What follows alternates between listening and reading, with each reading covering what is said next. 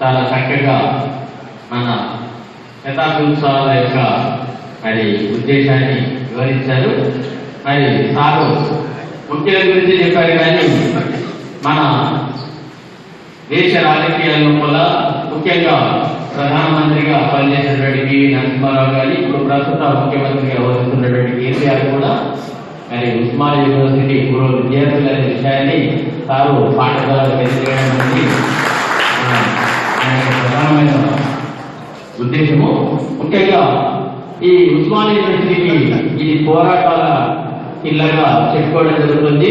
ఎందరో త్యాగమూర్తులు మన ప్రాంతం యొక్క విముక్తి కొరకు విధంగా ఎన్నో రకాలైన ఉద్యమాల్లో ఎందరో ప్రాణాలు కొట్టిన సంఘటనలు కూడా మరి ఉన్నాయని తెలియజేస్తున్నాం. ముఖ్యంగా ఈ ఉస్మానియా యూనివర్సిటీకి ఉన్నటువంటి చరిత్ర 100 సంవత్సరాలు అయితే హైదరాబాద్ చరిత్రని మన దేశంలో ఒక గొప్ప చరిత్రగా ఈరోజు మనం చెప్పుకోవడం జరుగుతుంది. కాబట్టి ఈ శతాబ్ది ఉత్సవాల్ని ఘనంగా నిర్వహించే ప్రభుత్వము మరి పటిష్టంగా నిర్వహించడంతో పాటు దీనికి చాలా ప్రాముఖ్యత ఇవ్వడం అనేది జరుగుతుంది. కాబట్టి దీంట్లో పాల్గొనేటువంటి మరి పూర్వ విద్యార్థులందరికీ మరి ఈ ఉత్సవాల యొక్క ఉద్దేశం అంటే ఇంట్రడక్షన్ ని మరి అదేక మరి పూర్వ విద్యార్థుల యొక్క రిజిస్ట్రేషన్ యొక్క ప్రాముఖ్యత గురించి తెలియజేయవలసిందిగా మరి యూనివర్సిటీ నుంచి చేసినటువంటి గౌరవనీయులు వృత్తిదేయ గారిని మాట్లాడవలసిందిగా కోరుతున్నాను.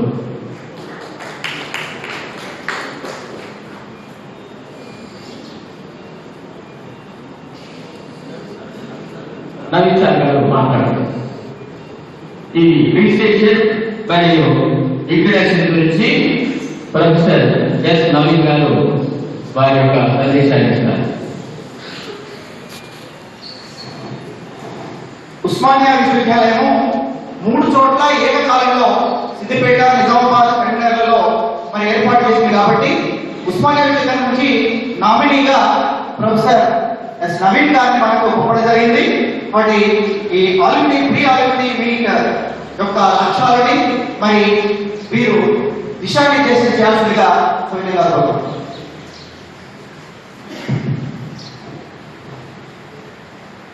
Respected President of the function, Principal of this college, other dignitaries of the dais, esteemed alumni members of the university, Uthman University,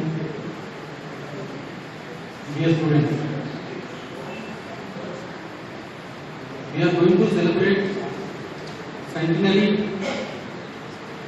celebrations of the Uthman University from 26th day of April 2013 onwards, the year one, it goes to year one.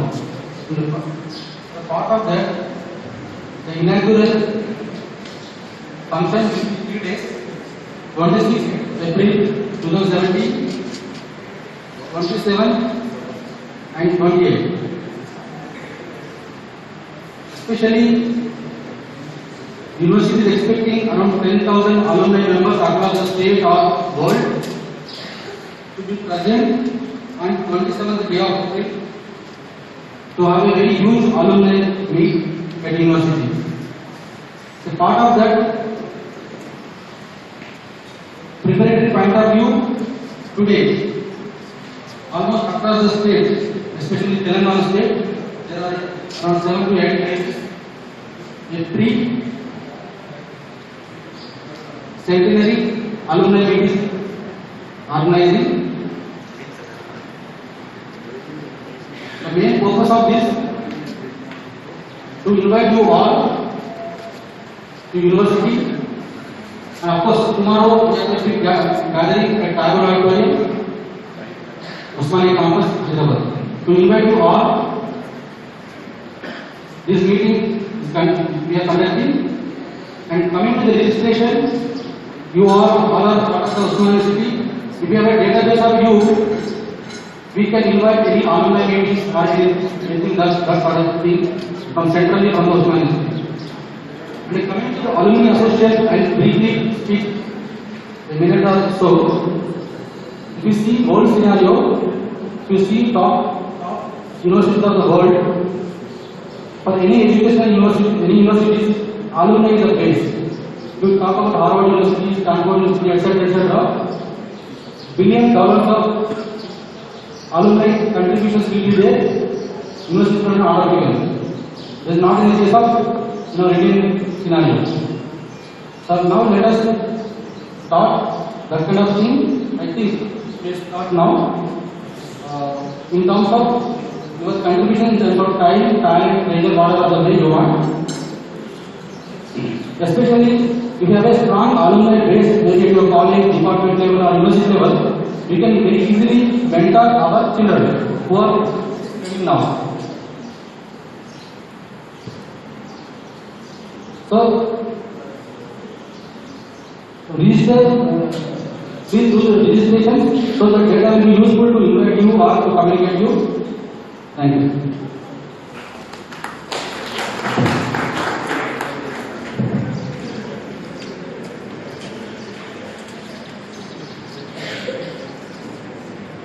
అతిథులు తమ సందేశంలో ఈ శతాబ్ది ఉత్సవాల యొక్క ప్రాముఖ్యత గురించి తెలియజేశారు. ఇప్పుడు ఈ పూర్వ విద్యార్థుల యొక్క సమ్మేళనం యొక్క ఉద్దేశము మన తుకారాం సార్ గారు చెప్పారు. మన యొక్క సజెషన్స్ ని మరి ఈ శతాబ్ది ఉత్సవాల యొక్క మరి ప్రణాళిక ఎట్లా ఉండాలనే సూచనలు కూడా మన నుంచి ఆశించడం జరుగుతుంది. కాబట్టి ఇక్కడ హాజరైనటువంటి పూర్వ విద్యార్థులందరూ కూడా ఒకరొకరుగా వచ్చి తన యొక్క సజెషన్స్ ని సూచనని మరి ప్రభుత్వ అంటే మరి ఉస్మానియా యూనివర్సిటీ మరి నిర్వహణ కమిటీకి సూచించవలసిందిగా ఇక్కడ హాజరైనటువంటి పూర్వ విద్యార్థులందరినీ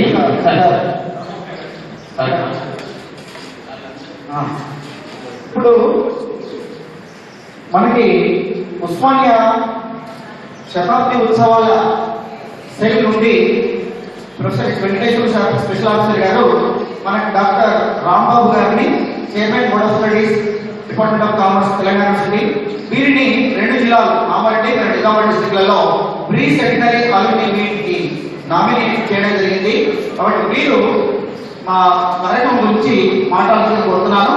ఆ తర్వాత మృత్యుంజయ గారు అక్కడే మన పూర్వ విద్యార్థి పోయి వారు కూడా ప్రసంగించిన తర్వాత అప్పుడు మన ఇక్కడ రిజిస్ట్రేషన్ చేసుకున్నటువంటి వాళ్ళలో ఒక్కొక్కరు వచ్చి మీ పరిచయాన్ని ఇస్తూ అలాగే ఎలా చేస్తే బాగుంటుందో మీ సజెషన్స్ ఇవ్వాల్సిన కోరుతున్నాను. ఇప్పుడు ముందుగా నా request chairman board of studies department of commerce doctor G Rambabu గారు టు షేర్ హిస్ వ్యూస్.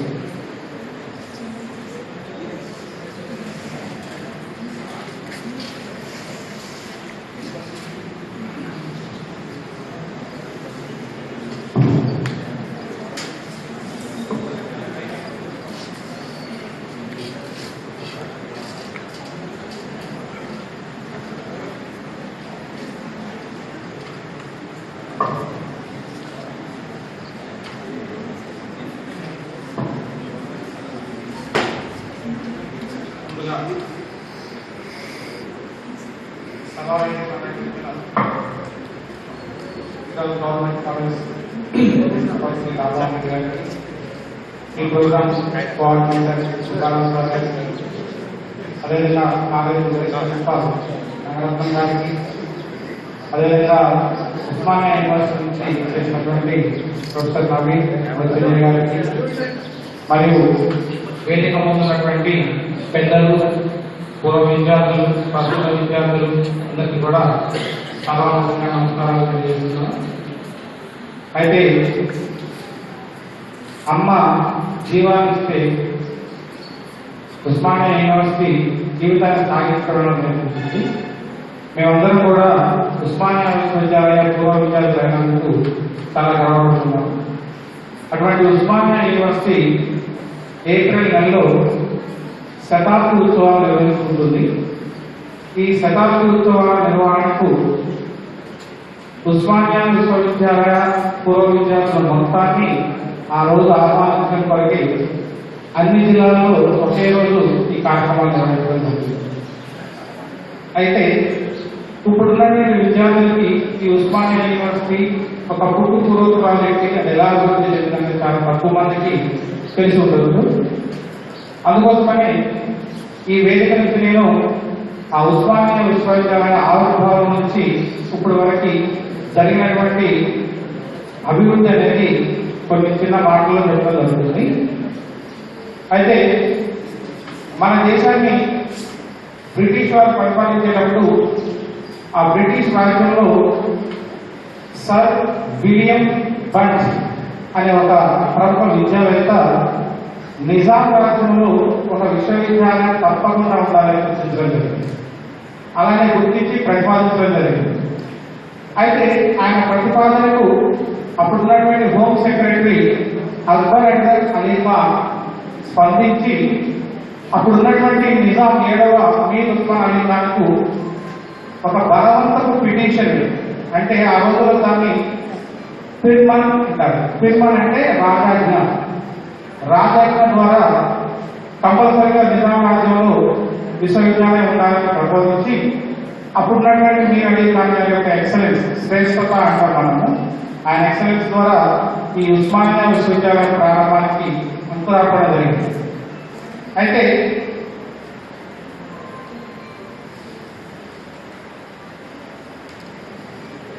ఆ ప్రతిపాదన ప్రకారమే ఏప్రిల్ 26, 1917లో ఉస్మానియా విశ్వవిద్యాలయానికి బీజాలు నాటారు.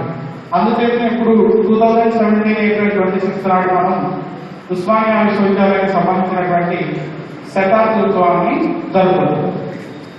అయితే సార్ ఇది ఫస్ట్ ఉస్మానియా యూనివర్సిటీ అయినా లేకపోతే వేరే ఎక్కడైనా ఉందా అని మనకి ప్రాబ్లం.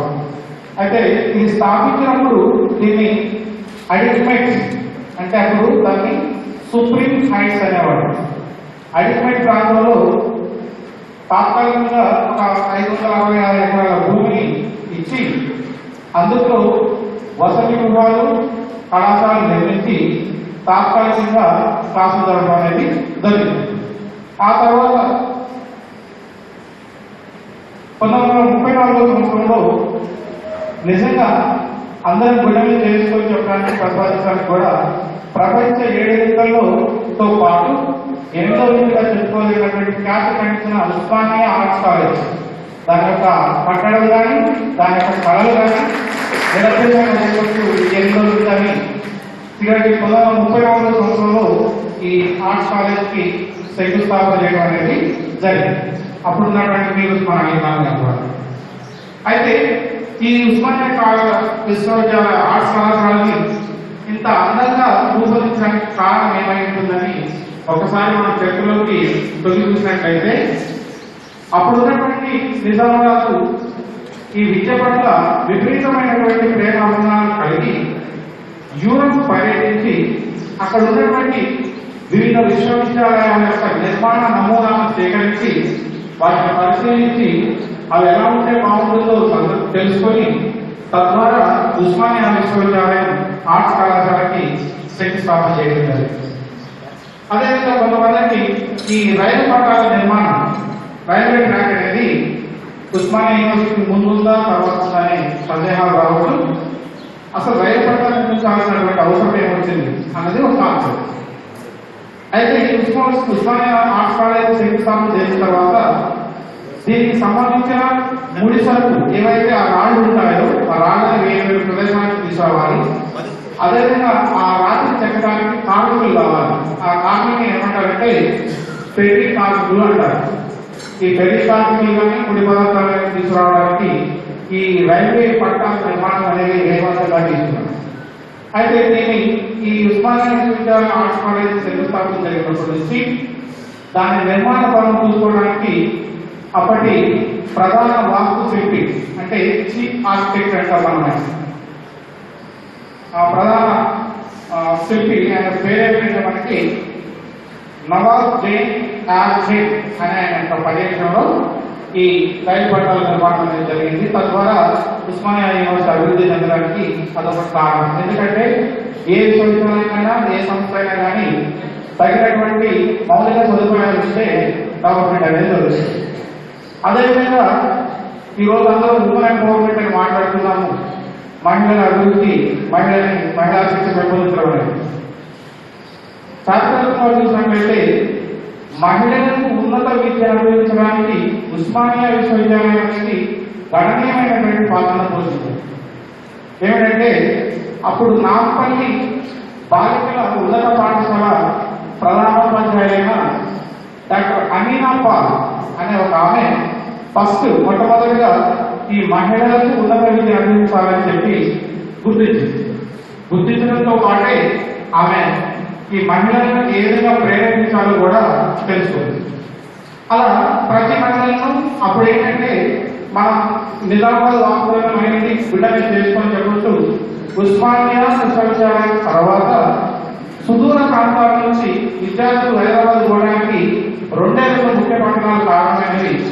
అది ఒకటి వరంగల్, రెండవది నిజామాబాద్. ఈ నిజామాబాద్ నుంచి కూడా అప్పుడు మహిళలను ఇంత దూరం పంపించి అక్కడ చదివించాలంటే తల్లిదండ్రులు చాలా ఎందుకు చూసేవారు. తల్లిదండ్రులకు ఒక రకమైనటువంటి అభిప్రాయం ఉండేది. అయితే అప్పుడు డైరెక్టర్ ఆఫ్ పబ్లిక్ ఇన్స్ట్రక్షన్స్ పదవి నిర్వహిస్తున్నటువంటి సర్ రోజ్ మసూద్ పేరు సర్ రోజ్ మసూద్ అనే ఆయన కూడా ఈ మహిళలకు ఉన్నత విద్యను అందించాలని చేసిన ప్రయత్నంలో పాత్ర చాలా గణనీయం. ఆ తర్వాత అమీనా పాల్ గారు, ఈ సర్ రోజ్ మసూద్ గారు ఆ విశ్వవిద్యాలయం తరఫున గ్రామాల్లో ఉన్నటువంటి ప్రతి ఇంటిని సందర్శించి ఆ మహిళల యొక్క తల్లిదండ్రులకి మంచి బుద్ధులు నేర్పించి మంచి అవకాశాలు కల్పించి మీ పిల్లలను చదివించినట్లయితే మీ భవిష్యత్తు బాగుంటుందని వారిని ప్రేరేపించి అక్కడ నుంచి మహిళలను ఉన్నత విద్యను నడిపించడానికి వాళ్ళు చేసిన కృషి చాలా విశిష్టమైనది.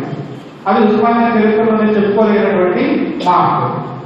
అయితే ఈ మహిళలకు ఉన్నత విద్య అందించడానికి అప్పుడు ఉన్నటువంటి సదుపాయాలు ఏమున్నాయంటే డాక్టర్ అమీనా పాల్ గారు వారు విశ్రాంతి తీసుకునే గదిలోనే ఒక 3 అమ్మాయిలకి మహిళలకు ఉన్నత విద్య అనే ప్రక్రియ అనేది వినయపూర్వకంగా చేపట్టడం జరిగింది.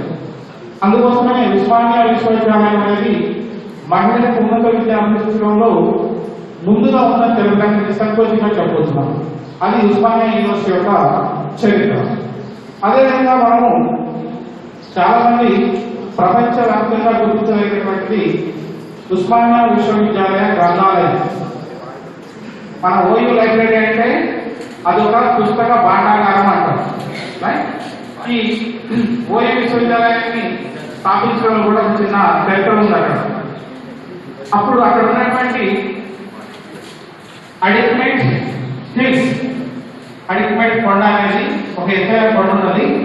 ఆ కొండ మీద ఈ విశ్వవిద్యాలయాన్ని స్థాపించడం జరిగింది. అదేవిధంగా వారికి ఎంత ముందు చూస్తుందంటే అప్పుడు ఉన్నటువంటి విద్యావేత్తలకి ఆ కొండ మీద నుంచి మనం నిజాలు చూసినట్లయితే కనుచూపు మేరకు కోమలమైనటువంటి ఆకులతో చక్కని పువ్వులతో ఒక పూలవనాన్ని తయారు చేశారు. మనం అక్కడ నిజాలు చూసినట్లయితే ఈ కంటి చూపులంత వైపు కూడా కేంద్రీయ కనబడుతుంది. దాన్ని ప్రస్తుతం మనం ల్యాండ్స్కేప్ అంటాం. ఈ ల్యాండ్స్కేప్ అనేది అప్పుడే నిర్మించడం జరిగింది. అదేవిధంగా ఈ ఉస్మానియా విశ్వవిద్యాలయం అనేది ఎన్నో లఘు చిత్రాలను 16 mm ఫిల్మ్స్ ఉంటుంది. ఎన్నో లఘు చిత్రాలను 2వ ప్రపంచ యుద్ధంలో జరిగినటువంటి సంఘటనలను చిత్రీకరించి ఇప్పటికి కూడా ఉస్మానియా విశ్వవిద్యాలయం భద్రపరచడం జరిగింది.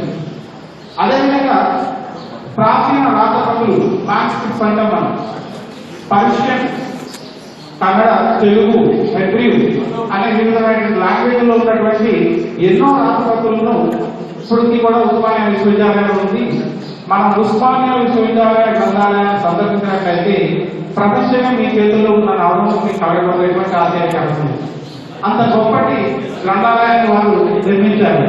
అప్పుడు ఉన్నటువంటి అధికారులకు వారి యొక్క మెయిన్ ఉద్దేశం కేవలం భవిష్యత్ తరాలను అభివృద్ధి చేయడం అనేది వారి యొక్క ప్రధాన లక్ష్యంగా మనం గుర్తించవచ్చు. ఇప్పుడు అదే గ్రంథాలయంలో ICSSR, Indian council for social science research, southern research centre ఇవన్నీ కూడా ఈ గ్రంథాలయంలో భాగంగా ఉన్నాయి. కాబట్టి ఉస్మానియా విశ్వవిద్యాలయ గ్రంథాలయం అనేది ప్రపంచ గ్రంథాలయంలోనే ఒకటిగా చెప్పుకోవడం ఎటువంటి సందేహం లేదు.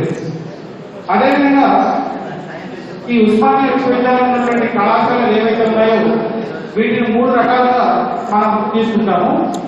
ఒకటి క్యాంపస్ కాలేజెస్ అంటారు, ఈ క్యాంపస్ కాలేజ్ వచ్చేసి మనకి Osmania arts college, science college, engineering college, education college ఇవన్నీ కూడా 1918 నుంచి మొదలైతే 1924 వరకు ఇవి క్యాంపస్ ఆధీనంలోనే నడిచేది. ఆ తర్వాత కాన్స్టిట్యూట్ కాలేజెస్ అని నిజాం కాలేజ్ అనేది 1888లోనే ఎస్టాబ్లిష్ అయింది. అంటే ఉస్మానియా విశ్వవిద్యాలయం ఆవిర్భావం కంటే ముందే, చాలా ముందే అది ఆవిర్భవించింది. చాలా ప్రాముఖ్యమైనటువంటి కాలేజ్ నిజాం కాలేజ్. ప్రపంచంలో ఎక్కడా లేని కాంబినేషన్స్, కోర్సుల కాంబినేషన్స్ అనేది మనం ఒక నిజాం కాలేజీలోనే చూడొచ్చు అని చెప్పడం ఎటువంటి సందేహం లేదు.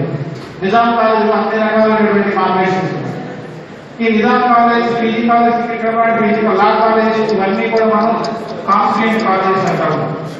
ఆ తర్వాత నాణ్యత విద్యను దూర ప్రాంతాలకు కూడా మనం అందించాలి, దూర ప్రాంత విద్యార్థులకు కూడా అందించాలని చెప్పేసి అప్పుడున్నటువంటి అధికారులు డిస్ట్రిక్ట్ లో పీజీ కాలేజెస్ ని ఏర్పాటు చేశారు. సిద్దిపేట, వికారాబాద్ ఇటువంటి ప్రదేశాల్లో పీజీ కళాశాలను ఏర్పాటు చేసి విద్యను అందించడం జరిగింది. అదేవిధంగా మన తెలంగాణ ప్రాంతమే కాకుండా దేశ మొత్తంలో కూడా విద్యను విస్తరించడంలో సెంటర్ ఫర్ డిస్టెన్స్ ఎడ్యుకేషన్ పాత్ర కూడా గణనీయమైనది. ఈ రోజు ఏ యూనివర్సిటీ కూడా సెంటర్ ఫర్ డిస్టెన్స్ ఎడ్యుకేషన్ లేకుండా జీవనం కొనసాగించే విధంగా లేదు. అదేవిధంగా ఈ ఉస్మానియాలో ఈ 3 కాలేజీలతో పాటు ఈ రోజు ఈ కార్యక్రమం చేయడం వెనుక ఒక ప్రధానమైన ఉద్దేశం ఏంటంటే ఉస్మానియా యూనివర్సిటీలో విద్యను అభ్యసించిన మనము అది శతాబ్ది ఉత్సవాలను జరుపుకుంటుంది. ఆ శతాబ్ది ఉత్సవాలకు మనమందరం అధిక సంఖ్యలో హాజరయ్యి దాన్ని సక్సెస్ చేయాల్సిన బాధ్యత మన బుధాల ఉందని గుర్తు చేయడం కోసమే ఈ యొక్క కార్యక్రమం చేపట్టడం జరిగింది. అయితే ఈ సెకండరీ సెలబ్రేషన్స్ ఎలా జరుగుతుంది మనకు ఒక చిన్న పవర్ పాయింట్ ప్రజెంటేషన్ ఉంది. ఆ పవర్ పాయింట్ ప్రజెంటేషన్ ఇవి 3 రోజులు జరుగుతాయండి. 26th April, 27th and 28th. And 26th April starting రోజు ఇనాగ్రల్ సెషన్ ఉంటుంది, ఇనాగ్రల్ ప్రోగ్రామ్ ఉంటుంది. అదేవిధంగా ఏ దేశ అభివృద్ధి అయినా కానీ ఆ దేశంలో ఉన్న విద్యావంతుల మీద కానీ విద్యార్థుల మీద కానీ ఆధారపడి ఉంటుంది. దానికోసమని ఒక సెమినార్ నిర్వహించడం జరుగుతుంది. అది Osmania university in nation building, దేశ నిర్మాణంలో ఉస్మానియా విశ్వవిద్యాలయ పాత్ర మీద చాలా ప్రముఖులు చేసి దాని మీద మాట్లాడడం జరుగుతుంది. ఆ కార్యక్రమాన్ని మనం వీక్షించాలి.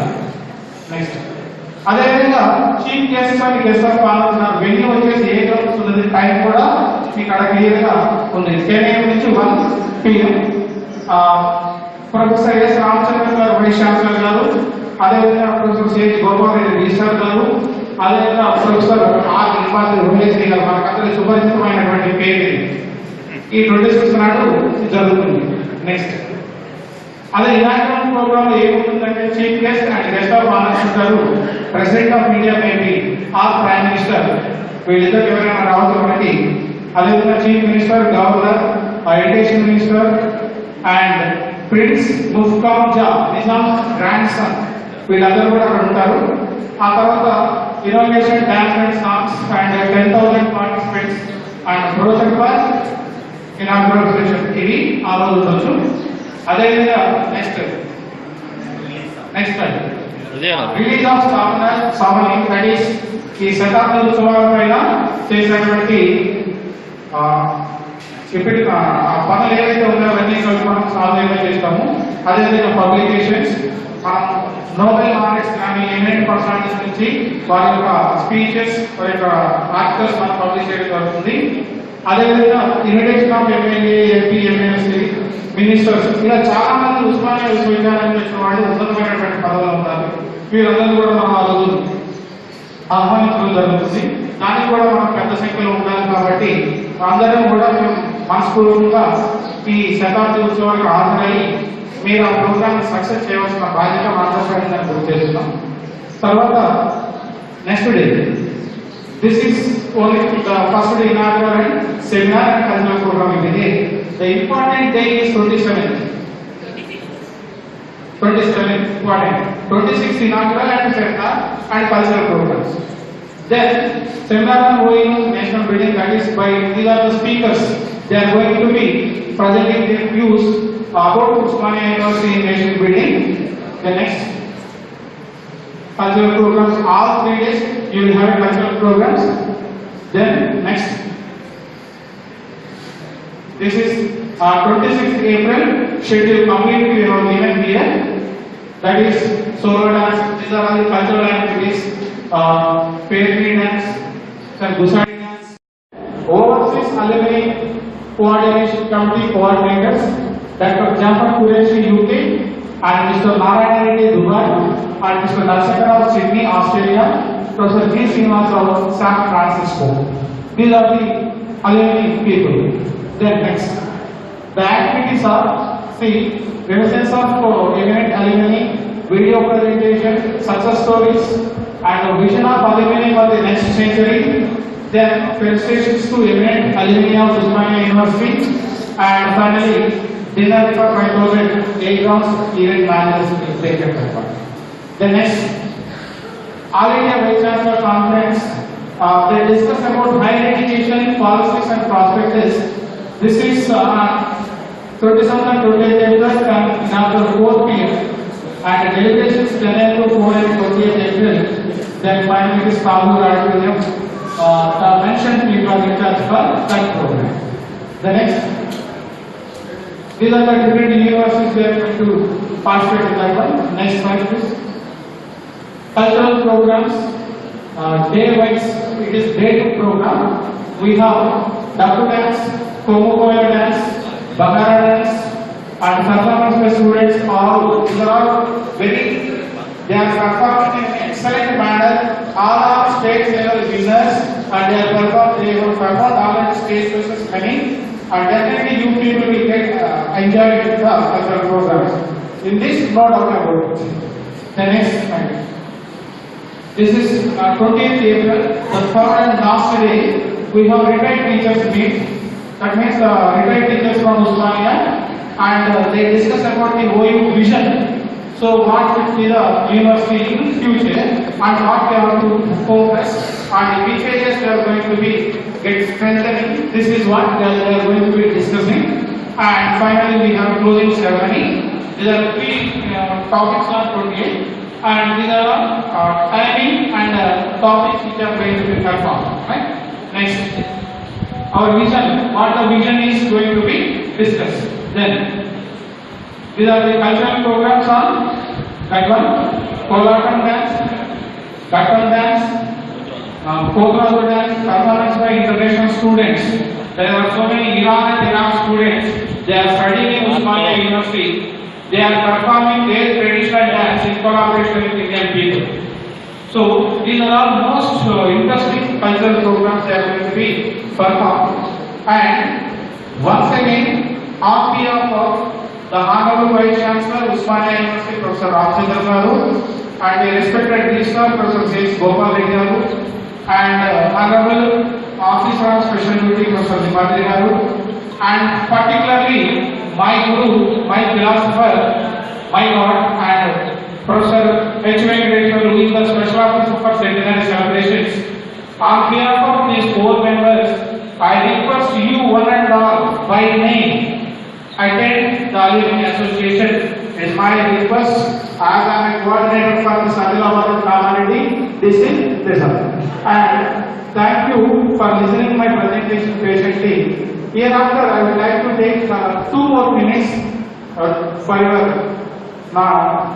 listening, and especially the purpose of conducting meeting to explain about this one, and at the same level, all the Usmania alumni are requested to nominate the persons who have reached great heights from Usmania University.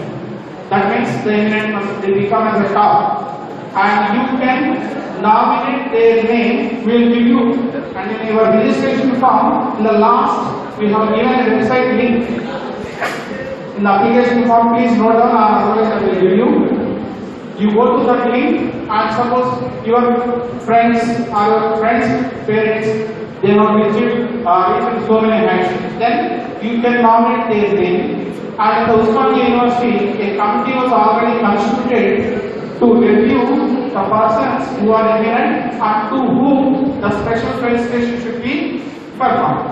The committee will decide whether he is deserved for felicitation or not. The decision ultimately rests with committee only. We cannot question it.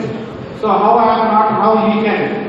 That is, decision is given by the committee only. And all the people are requested, you please nominate or at least give their names and contact numbers. And we approach them and we will get their biodata and we will include in the special felicitation program. So, with this, I conclude my speech and thank you one and all for listening patiently.